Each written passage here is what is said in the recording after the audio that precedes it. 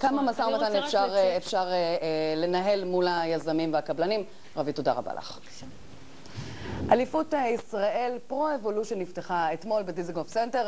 למי שלא מבין בזה, כמוני לדוגמה, מדובר בפלייסטיישן. המתמודדים, כולם גברים, מתחרים בזוגות-זוגות, אחרי שצברו המון שעות אימון בבית.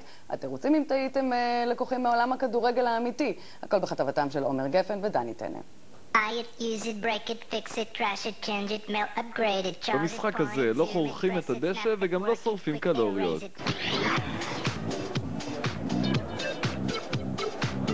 אם תיפצעו, זה ייגמר מקסימום באגודל תפוס. קבלו את אליפות ישראל בפרו-אבולושן. משחק שסחף אחריו עשרות אלפי אנשים בארץ. אפשר להגיד שהוא סוג של דת בעצם. זוגות יושבים אל מול המרקע, שבו ניתן לחזות בגולים יפים, הצלות נועזות ושלל מהלכי כדורגל. שמע, אחי, בזמן מה שהולך פה, אני לא מצליח להסתכל על הקשה, לקבל בראש. צריך לדעת קצת כדורגל, צריך מוטוריקה עדינה, צריך המון שעות של להתאמן מול המסך. הוא נראה כמו שחקן כאילו, אתה יודע, ממוצע, לא משהו. אבל כן, אתה יודע, בסדר, ברגיל. לראות +2, אני אראה לך מה זה שחקן ממוצע. +2. יואו, יכול להיות שזה למה לא הולך לי? כלל המתחרים גברים. לא מצאנו במוקדמות, אפילו סילבי ז'אן וירטואלית אחת לרפואה. לא נרשמה אף שחקנית, שנה שעברה הייתה שחקנית, כנראה שהיא ראתה שזה המצב, אז...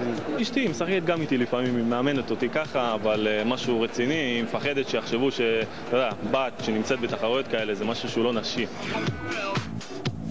גם לשחקני הפלייסטיישן הישראלים סיכוי לשחק באירופה.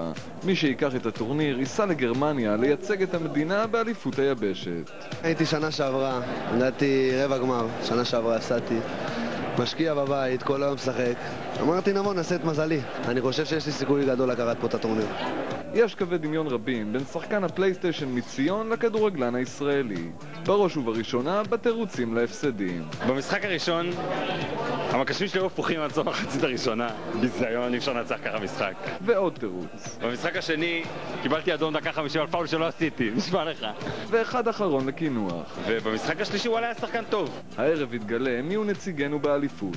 נקווה ששם התוצאות יהיו מרשימות יותר משל נבחרת ישראל. מבקר התרבות הנמרץ שלנו, עודד גרובר, כבר